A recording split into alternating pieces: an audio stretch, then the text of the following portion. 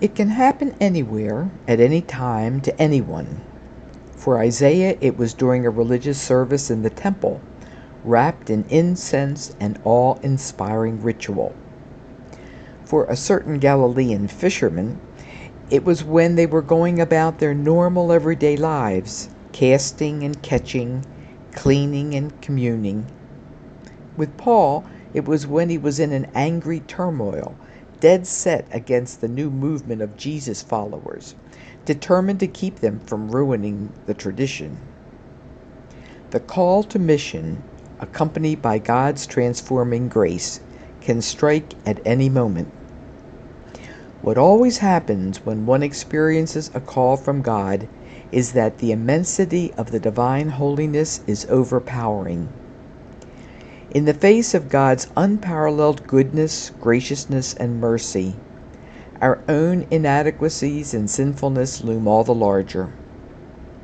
Woe is me, I am doomed, for I am a man of unclean lips, living among people of unclean lips, exclaims Isaiah. Depart from me, for I am a sinner, implores Peter. I am not fit to be called an apostle, insists Paul.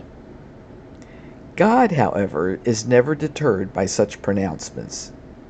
The mission is never dependent upon the worthiness of the minister, but upon God's grace. If people kept their focus on their own inabilities and shortcomings, the work of God would never be accomplished.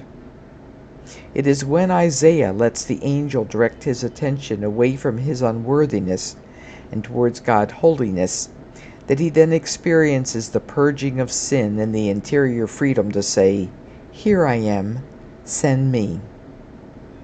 When Peter lets go of his certainty that nothing can be caught and relinquishes his fear at what Jesus is asking of him, then he can let himself be seized by grace to bring all his skills to be employed in Jesus' mission.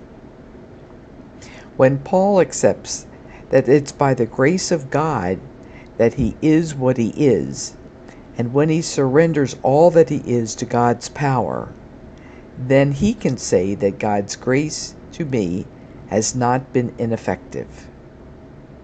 The effectiveness of this amazing grace is evident not only in the personal transformation each one experiences, but in the sharing of that transformative power with all who are open to hear. When one is seized by grace, the gifts and skills one already has are often put to a different use under Christ's direction. One can imagine Peter's reluctance to follow Jesus' suggestion to put out into the deep water when he and his companions had been hard at it all night without any reward. Why should pros like them listen to Jesus? It's when they can take the sage advice of trying things a different way under Jesus' direction that the grace comes. While the story of the call of the women disciples, Mary Magdalene, Joanna, Susanna, and their companions, is not preserved in the New Testament, one can speculate about the ways in which they had to reorient their lives as they channeled their money and other resources to the Jesus movement. What obstacles would they have had to overcome, such as disapproval by spouses, family, and friends, to dedicate their resources to the Christian mission? These obstacles were no match for the power of grace within them. So, what is our excuse?